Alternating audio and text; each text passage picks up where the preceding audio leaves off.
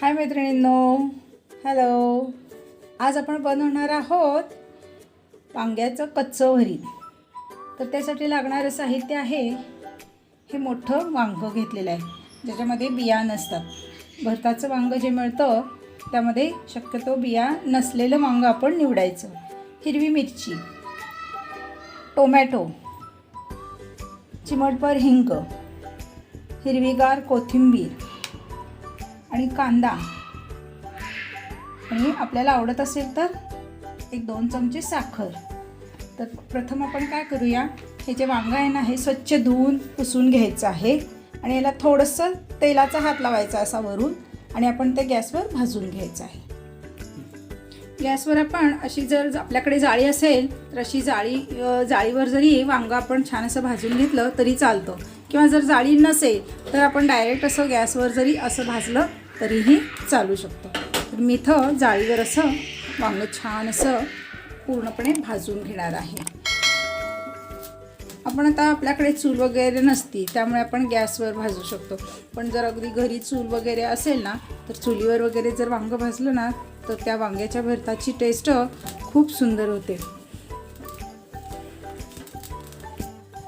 अशा प्रकारे आपलं हे वांगं आपण भाजून ठेवलेलं आहे. आता हे थंड होईपर्यंत आपण पुढची तयारी करूया. तर पुढची काय तयारी आहे तर चला मग बघूया. आपण एक बाऊल घेतलेला आहे. त्या बाऊलमध्ये आपण हा चिरलेला कांदा आपण घालायचा आहे.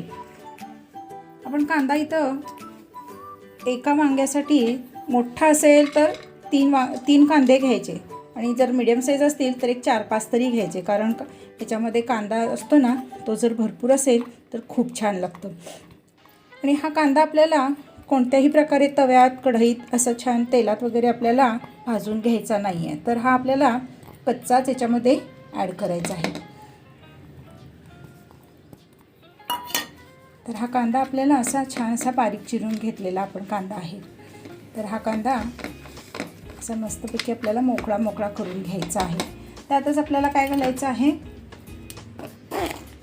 हिरवी मिरची मी इथं मोठ्या होत्या म्हणून मी एकच घेतलेली आहे. जर छोटे असेल तर 1-2-3 आपल्या तिखटाच्या आवडीनुसार आपण घेतली तरी काही हरकत नाही.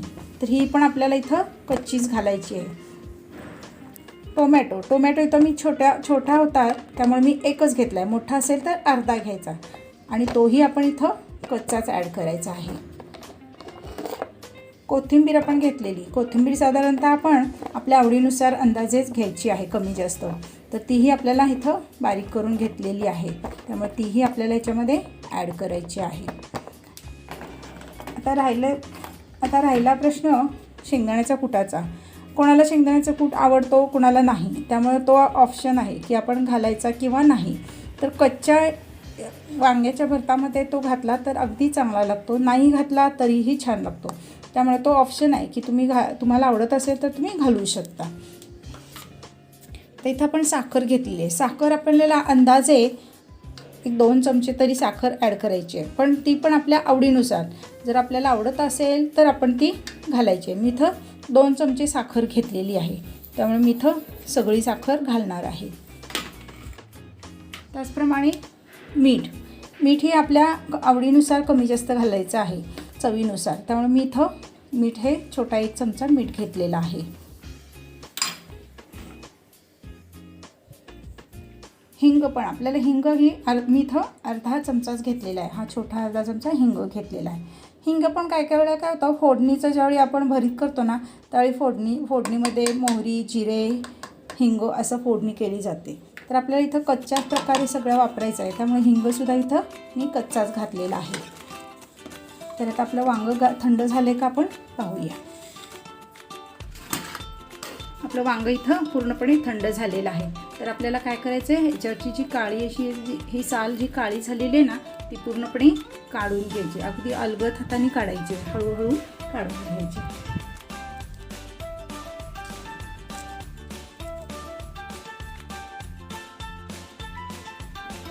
अशा प्रकारे आपलं हे पूर्ण वांग्याचं वरचं जी काळी स्किन होती ना ती आपण काढून घेतलेली आहे. वांग्याच्या देठ आपण सुरीने कट करून घ्यायचं आहे.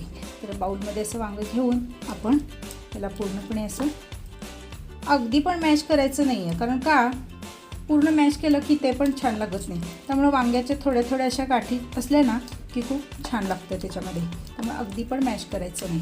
आणि आपण इथं सगळे पदार्थ कच्चे घेतलेत, कारण आता सध्या उन्हाळा चालू आहे. त्यामुळं कांदा हा थंड आहे, कोथिंबीर थंड आहे, टोमॅटो थंड आहे. त्यामुळं आपल्याला थोडंसं नॅचरल लूक थंड असं आपल्याला ते यूज करायचं आहे. त्यामुळे आपण इथं कांदा परतलेला नाही, फोडणी करणार नाही. त्यामुळे आपण इथं बरेचसे जे साहित्य आहे ना ते आपण याच्यात कच्चंच वापरणार आहे. मिरचीसुद्धा आपण कच्ची वापरणार आहे. मिरची तशी उष्ण आहे, पण आपण तिला विदाऊट फोडणीचं कच्चंच घालणार आहोत. त्यामुळे थोडं स्पायसीपणा थोडा हवाच, त्यासाठी आपण मिरची ह्याच्यामध्ये जराशी घालणार आहोत. तर अशा प्रकारे आपण फोडणी वगैरे छानपैकी असं थोडं मॅश करायचं आहे. अशा प्रकारे आपलं वांगं पण हे छानपैकी थोडंसं मॅश करून घेतलेलं आहे. तर आता आपल्याला हे वांगं आपण जे मगाशी कांदा वगैरे छानपैकी असं मिक्स करून ठेवला होता की नाही, त्याच्यामध्ये आता आपल्याला हे घालायचं आहे. शेंगदाण्याचा कूट ही तुम्हाला आवडत असेल तर घालायला काही हरकत नाही. मी सध्या याच्यामध्ये शेंगदाण्याचा कूट घालणार नाही आहे, कारण मला याच्यामध्ये छानपैकी नंतर घरी बनवलेलं घट्ट असं अगदी छान असं थंड दही घालायचं आहे. त्यामुळे मी याच्यात शेंगदाण्याचा कूट अजिबात घालणार नाही आहे. तर आता आपल्याला हे छानपैकी असं अलगदपणे मिक्स करून घ्यायचं आहे. अशा प्रकारे पूर्ण छानपैकी सगळं मिक्स झालेलं आहे. आपलं हे वांग्याचं भरीत झटकीपट काहीही फोडणी न करता कच्चं वांग्याचं भरीत तयार आहे. तर आता आपण ते सर्विंग प्लेटमध्ये काढून घेऊया. हे अशा प्रकारे गरम गरम भाकरी आणि घरी बनवलेलं घट्ट असं मलईयुक्त दही आणि वांग्याचं कच्चं भरीत दुपारच्या जेवणाला आणि सोबत लोणचं एक झकास उन्हाळ्यातला बेत होऊन जातो. तर माझं हे वांग्याचं साधंसुधं भरीत तुम्हाला कसं वाटलं ते कमेंट्स बॉक्समध्ये कळवायला विसरू नका. आणि बेल आयकॉनचे बटन दाबा आणि प्लीज माझ्या चॅनलला सबस्क्राईब करा.